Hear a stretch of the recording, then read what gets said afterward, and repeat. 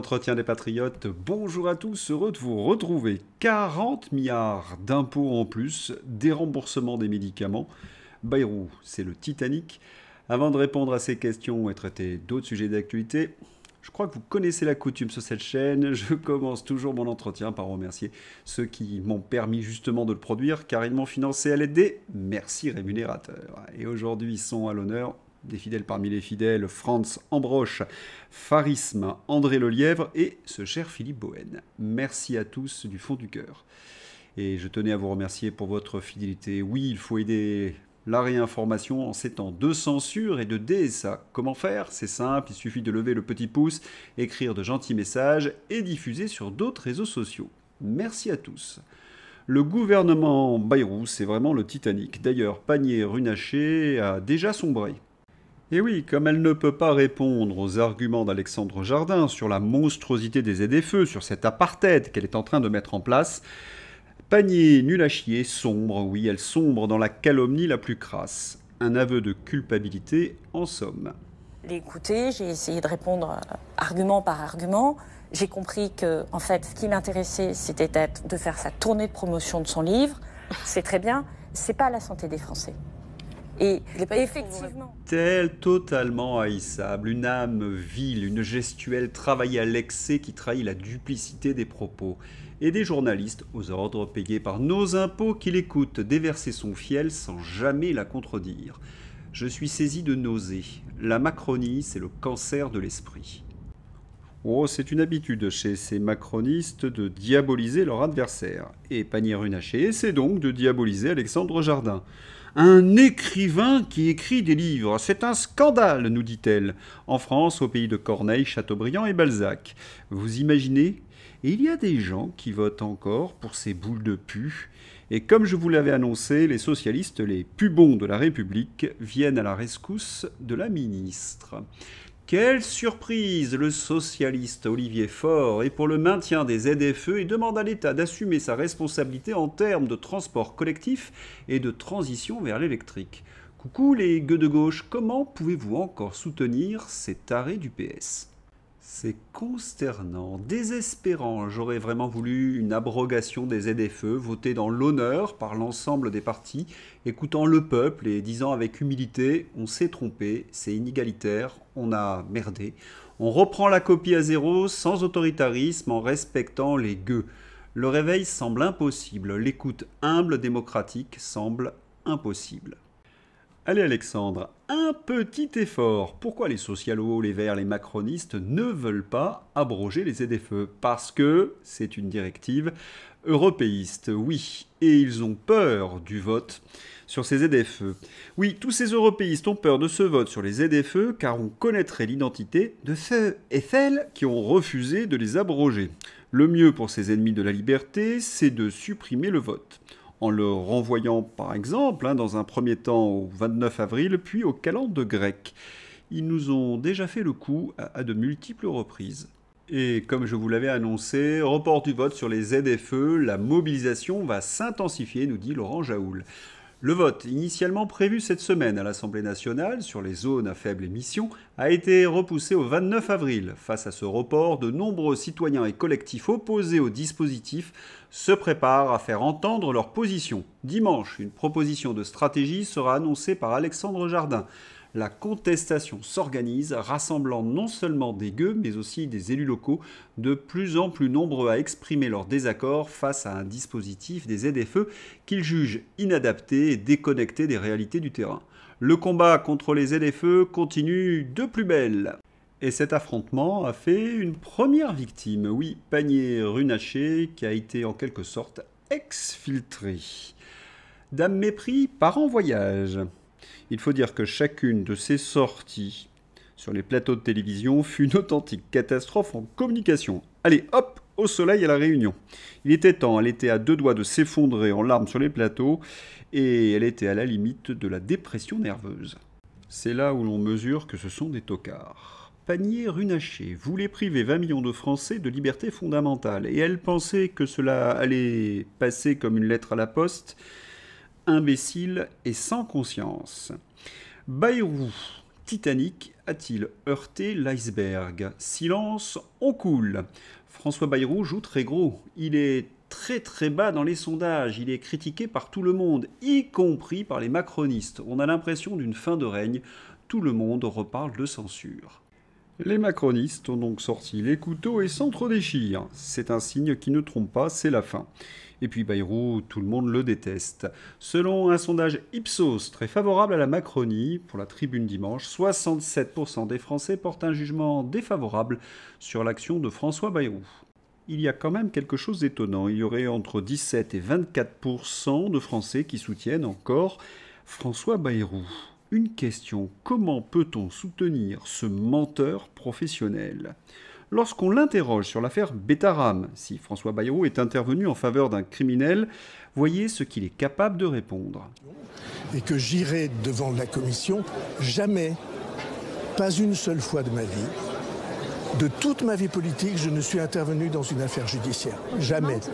Et je ne sais pas s'ils mentent, les juges et les gendarmes, vous savez, ça se trompe comme les autres. Le procureur ment, les 3 gendarmes enquêteurs mentent, le juge ment, les parents mentent, les victimes mentent, mais François Bayrou, lui, ne ment pas. Un Premier ministre en exercice qui se permet de traiter les juges et les gendarmes de menteurs est beaucoup plus grave qu'un justiciable qui critique une décision de justice. Je rappelle que la gendarmerie est un corps de police au service de l'exécutif et que les juges sont des fonctionnaires qui exercent leur mission de service public de la justice. Comment un Premier ministre peut-il continuer à diriger ceux qu'il traite de menteurs ? J'aurais tout vu sous l'ère macronienne. Les bras m'en tombent et ils sont toujours là. Tous les documents, tous les témoignages accablent François Bayrou. Au début, vous vous en souvenez, je n'étais pas au courant de l'affaire Betaram et maintenant c'est je ne suis pas intervenu. Une lettre prouve que François Bayrou a été avisé personnellement sur l'affaire Betaram. Panier runaché en début de journal, puis j'enchaîne sur Bayrou et c'est toujours la même histoire, mépris et mensonge. Et ils sont toujours en poste. Remarquez que dans ce gouvernement, on se demande qui est le plus menteur et le plus méprisable. Cela semble être un concours permanent. Budget 2026. Il faudra trouver entre 40 et 50 milliards sans augmentation d'impôts. La porte-parole du gouvernement, Sophie Primas, dans le grand jury RTL.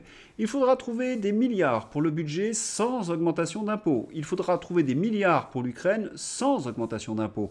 Il faudra trouver des milliards pour le réarmement sans augmentation d'impôts. Conclusion, ils vont augmenter les impôts. Ils mentent, ces macronistes, et au passage, ils vous prennent vraiment pour des abrutis. Ah, le mépris. Et cela n'arrête pas. Cela donne le tournis. Maintenant, Amélie de Montmachin entre en piste et nous lance un nouveau narratif. Comment dirais-je pour le qualifier? Grotesque, pitoyable, ridicule, les trois? Nous passons du quoi qu'il en coûte au quoi qu'il arrive. Ouais, nous devons repenser le pilotage de nos finances publiques en faisant entrer dans le cockpit le plus de monde possible. Transparence, anticipation, mobilisation collective, c'est le quoi qu'il arrive. Ils sont nuls, ils sont dangereux, les médias les adorent. Pauvre petit pays. Et c'est Éric Lombard, notre ministre de l'économie, qui corrige Montmachin avec une formule anxiogène, mais hélas, plus proche de la réalité.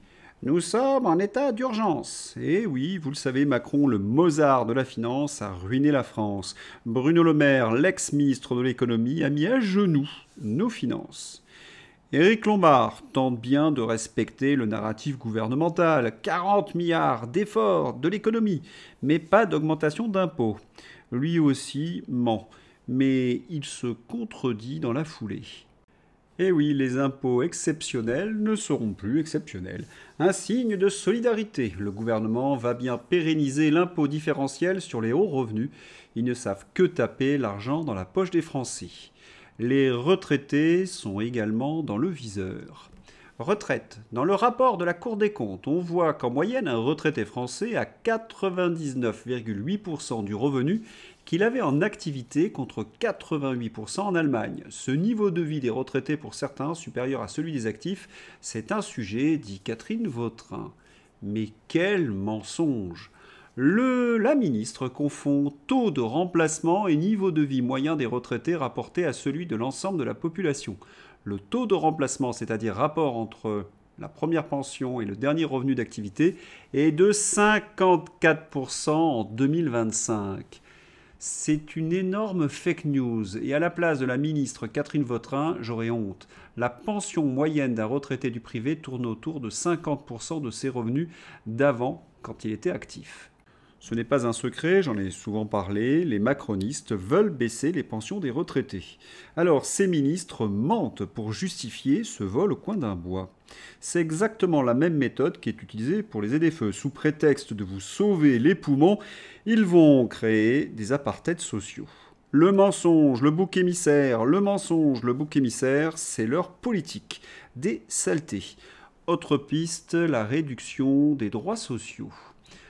Alerte info, le gouvernement envisage une nouvelle réforme de l'assurance chômage pour rééquilibrer les comptes publics. Parmi les pistes évoquées, réduction de la durée d'indemnisation et durcissement des conditions d'accès. Annonce attendue prochainement.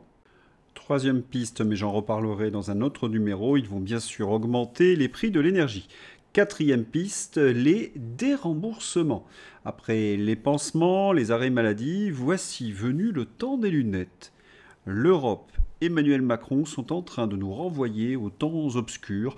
La tiers-mondisation est en marche.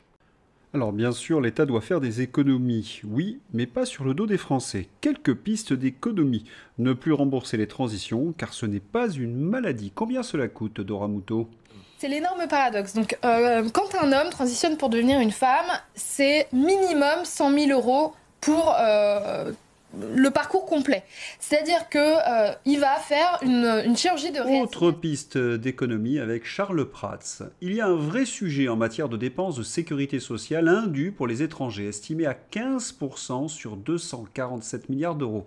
Cela égale 37 milliards d'euros. Et comme d'habitude, le gouvernement préfère vous envoyer la facture plutôt que de traquer les fraudeurs. Écœurant. Autre piste d'économie, les ONG pro-migrants. 1 milliard d'euros, oui, plus d'1 milliard d'euros pour les associations d'aide aux migrants, dont l'ACIMAD et France Terre d'Asile, dont la présidente n'est autre que Najat Vallaud-Belkacem. Renaissance et les Républicains unissent leurs forces au Parlement pour limiter l'influence des associations d'aide aux migrants, jugées trop militantes et pourtant largement financées par l'État, dans les centres de rétention administrative. L'article oublie de dire que c'est le Rassemblement national qui a mis en lumière ce scandale depuis plusieurs années. Et il y a également la prise en charge de ces faux mineurs isolés, qui coûtent plus de 2 milliards d'euros par an au département. De l'argent, il y en a, mais il faut aller chercher là où on peut faire de vraies économies. Oui, celles qui sont attendues par les Français. Mais il y a quelque chose de plus grave. Alors, non seulement, oui, ce traitement des migrants coûte un pognon de dingue aux Français, mais il y a surtout un problème démocratique. Comme vous le savez, sur ces trafics d'êtres humains prospèrent les ONG de gauche, financées par l'État, l'Union européenne, qui permettent à tous ces cadres de gauche d'occuper des postes dorés, tout en subventionnant des clientèles électorales. Voyez ce qui se passe à Paris, Lyon ou Grenoble. Il serait temps de couper les subventions à toutes ces ONG, ces comités Théodule, ces organismes, le terreau du pouvoir socialiste imaginé par Terra Nova. CNews. Ces agences, ces commissions et autres comités Théodule, tout simplement parce qu'ils sont près de 1200, que beaucoup échappent largement à toute tentative d'évaluer leurs coûts et aussi d'évaluer, alors là attention, je vais dire un gros mot, leur productivité. Donc je vais me contenter. Éric Lombard déclare l'état d'urgence budgétaire, mais il ne touchera pas aux agences de l'État qui coûtent près de 100 milliards d'euros par an pour caser les copains et qui servent pratiquement à rien sauf à pondre des normes grotesques ou à censurer toute parole dissidente comme l'Arcom. Voilà, d'un côté, un gouvernement avec Éric Lombard qui veut continuer à nous plumer ou nous tondre, c'est selon, et de l'autre, des économies réalisables rapidement. Va-t-on laisser Bayrou, Lombard et tous ces menteurs continuer ainsi ? Une censure ? Non. Eh bien, elle est possible. L'effort budgétaire de 40 milliards, le RN et la France Insoumise se disent prêts à voter la censure du gouvernement. C'est le député du Rassemblement national Sébastien Chenu qui a annoncé cette possibilité. François Bayrou va encore aller chercher des économies chez les Français plutôt que de s'attaquer à l'immigration ou aux dépenses de l'État inutiles. La Macronie a ruiné le pays et il est incapable de faire ce qui est nécessaire. En conséquence, budget 2026, si l'État demande aux Français de se serrer la ceinture sans qu'il fasse lui-même des économies, alors nous demanderons la censure, affirme le député Rassemblement National Sébastien Chenu. Eh bien, on attend cette censure débrancher Bayrou. J'évoquais la situation nationale pour épargner l'argent des Français. Seulement, il y a bien évidemment d'autres postes où l'on peut faire des économies. Tiens, est-ce que j'ai pas oublié l'essentiel ? Frédéric Egouy. Selon le groupe de réflexion Bruegel, le coût de l'adhésion de l'Ukraine à l'Union européenne serait de 136 plus 450 milliards.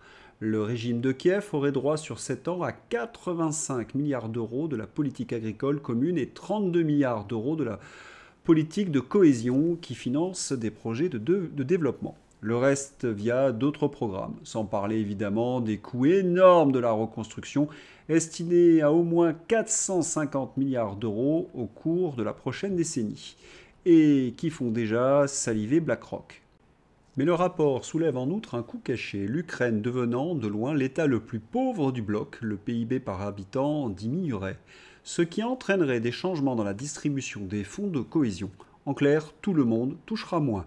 Les pays de l'Union européenne actuelle obtiendraient environ 24 milliards d'euros de moins de financement de la cohésion simplement en raison de l'impact mécanique de l'Ukraine.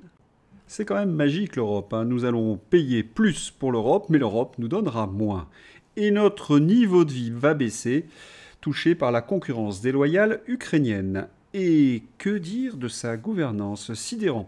Voilà que l'Union européenne essaie de se rapprocher de la Chine dans un accord dit gagnant-gagnant. Vraiment, explication de Philippe Murer. La coopération gagnant-gagnant avec la Chine, ça a été quoi? Ça a été que toute l'industrie du monde se déplace vers la Chine, qui a 1000 milliards de dollars d'excédent commercial et qui devient l'usine du monde. Madame, ce qu'elle ne dit pas, c'est qu'ils ont manipulé leur devise, les Chinois, pour qu'elle soit 2 fois moins chère qu'elle devrait être. Tout le temps, tous les jours, au jour le jour, ils manipulent leur devise pour qu'elle soit... Elle baisse par rapport au dollar avec les excédents commerciaux montent, vous comprenez? Et c'est une manipulation du gouvernement chinois pour pouvoir exporter le maximum et écraser l'industrie du monde entier. Donc il n'y a pas de coopération gagnant-gagnant avec la Chine. Les dirigeants donc de l'Union européenne suivent les États-Unis quand ils sabotent Nord Stream, mais quand Trump veut en finir avec la mondialisation, ils paniquent. Comme le dit Philippe Murer, ces dirigeants européens ne sont vraiment pas au niveau. Analyse partagée par Laurent Ozon. Nicolas Mirkovic. Après le récent article du New York Times sur le rôle primordial de l'armée américaine en Ukraine, The Times publie un article sur l'implication de l'armée britannique en Ukraine aussi. Les médias atlantistes ne cachent plus que l'armée de Zelensky obéit à l'OTAN. Laurent Ozon. Je suis toujours fasciné par la bêtise des types qui se disent pro-européens et n'envisagent ce projet que comme une alliance contre le plus grand et le plus peuplé des pays européens, la Russie. À aucun moment, ces abrutis n'envisagent que la guerre qu'ils soutiennent contre les sous-hommes russes, entre guillemets, et qui a abouti à la destruction de l'Ukraine et plus d'1 million de morts, ne soit pas une catastrophe pour l'Europe, ses peuples, leurs intérêts, et une aubaine pour ceux qui veulent l'abaisser et la soumettre. À ce niveau de bêtise, c'est irrécupérable. Et oui, d'autant plus que les Américains négocient avec la Russie sur le dos des Européens. C'est hallucinant. Le négociateur US Kellogg a laissé fuiter la future carte de l'Ukraine. Hervé Hanoun. Kellogg's a non-starter proposal. Le dispositif de Trump sur l'Ukraine est désordonné, avec 2 responsables du dossier qui ont des vues opposées. Qu'est-ce Kellogg se ridiculise en publiant un schéma absurde d'occupation de l'Ukraine occidentale par des troupes de l'OTAN anglaises et françaises. Un schéma menant à une guerre directe entre la France, l'Angleterre et l'OTAN contre la Russie. Depuis, le négociateur Kellogg a rétropédalé. N'oubliez pas de visionner le bulletin 233 de Xavier. Vous y trouverez des analyses très fines et pertinentes sur les négociations de Donald Trump. Et toujours, et c'est indispensable, les cartes du front qui sont mises à jour chaque semaine par Xavier et qui vous permettent de visualiser l'avancée russe. Dans ma description, bien sûr. La frappe de Soumis fait des vagues à la une de nos journaux. Trump qualifie le bombardement en Ukraine d'horrible sans incriminer la Russie. Dimanche, une frappe russe a fait au moins 34 morts et fait 117 blessés à Soumis dans le nord-est de l'Ukraine. Guerre en Ukraine, le patron de l'ONU est sous le choc après la frappe russe qui a fait au moins 34 morts à Soumis. La propagande ukrainienne, vous la connaissez, essaie d'instrumentaliser ce bombardement pour faire dérailler les négociations. Mais que s'est-il vraiment passé ? Presse internationale.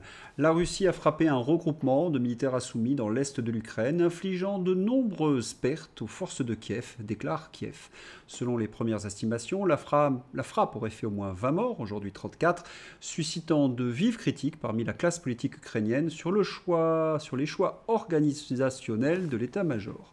Plus de 34 militaires ukrainiens ont été tués et au moins 80 autres blessés. 117 selon le Figaro, a Soumis, dans l'est de l'Ukraine, lors d'une frappe de missiles russes visant un rassemblement à l'occasion d'une cérémonie de remise de distinction ce 13 avril, a déclaré la députée à la Rada, Marina Bezula. Elle a confirmé sur Telegram que toutes les victimes étaient des soldats ukrainiens rassemblés en plein centre-ville, une pratique qu'elle avait précédemment déjà vivement critiquée. Si on veut éviter ce genre de scène de guerre, si on veut protéger les vies humaines, il n'y a qu'une seule solution, militer pour la paix. À bon entendeur. Quant à Donald Trump, il affirme Trump sur les négociations avec l'Ukraine. Les négociations se déroulent bien. Je pense que tout ira bien entre l'Ukraine et la Russie. Et vous le saurez très bientôt. Il arrive un moment où il faut soit se mettre en route, soit se taire. Et on verra ce qui se passe. Mais je pense que tout va bien. Bizarre quand même de réunir des soldats sur une place à Soumis très proche du front. Surtout en période de négociation. Très étrange en effet. Tenez, cela faisait longtemps que je n'avais pas parlé d'Emmanuel Macron. Florian Philippot. Georgescu, interdit d'être candidat en Roumanie car il allait gagner balance du lourd chez Tucker Carlson. Il accuse nommément Macron d'être responsable de son éviction et de l'annulation de l'élection présidentielle avec l'Union européenne. Mais sans nous, l'agent de l'OTAN à la tête de la Moldavie et Blinken, qui était secrétaire d'État sous Biden. Ils veulent faire de la Roumanie le point de départ de la Troisième Guerre mondiale. Ils ont besoin de contrôler la Roumanie, pays qui a la plus grande base de l'OTAN et la plus grande frontière avec l'Ukraine pour impliquer dans la Troisième Guerre mondiale l'Europe et les États-Unis. Pour Macron et pour l'Union européenne, la Roumanie est l'atout clé pour lancer cette guerre. C'est une accusation très grave qui ne sera pas relayée, bien sûr, par la presse française aux ordres. Misère. Cela faisait longtemps qu'Emmanuel Macron n'avait pas vomi sur les Français. C'est fait. Macron veut initier des actes symboliques sur le passé colonial de la France en Haïti. Il estime que la France a une part de responsabilité dans la situation actuelle de Haïti. Haïti est indépendante depuis 220 ans. Faudrait peut-être qu'il passe à autre chose. Enfin, non, mon cher Roxy, parce que vous le savez, cliver, faire enrager les Français, c'est vraiment le truc d'Emmanuel Macron. C'est l'heure d'ouvrir la page Fantaisie avec la petite veste verte qui aujourd'hui était blanche et noire. Marine Tondelier ne perd pas le nord. Marine Tondelier expose sa vie privée dans un journal de Bernard Arnault, 4 pages dans Paris Match. Prête à tout pour le pouvoir. Ah, Tondelier, c'est la verte qui a cru qu'elle allait être Premier ministre car Macron lui a dit qu'elle était bonne pour le poste au moment de la nomination de Barnier. Syndrome XXL Lucie Casté. Et depuis, elle se croit Premier ministre, elle n'hésite pas à se vendre, elle la gauchiste dans la presse de milliardaires. Quelle déchéance! Sur les réseaux sociaux, il y a la grosse mode des starter packs. Grâce à l'intelligence artificielle, on fabrique des petites poupées avec leurs accessoires. Vous avez le starter pack Brigitte. Et que voit-on comme accessoire ? Un rasoir ? Mais pourquoi faire ? Starter pack de Manu est bien plus simple, des sachets de sucre. Enfin, cela y ressemble, le starter pack de Gérard Larcher.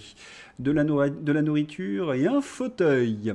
Le starter pack de Bruno Le Maire, un donuts et de la vaseline. Une allusion très dilatée. Allez, on va se quitter avec celle qui a ouvert cet entretien, panier nul à chier. On ne peut pas imposer aux villes de gauche d'être visitées par des pauvres. Bien vu. Voilà, j'espère que vous avez apprécié cet entretien. Je vous souhaite une excellente journée. À bientôt. Au revoir.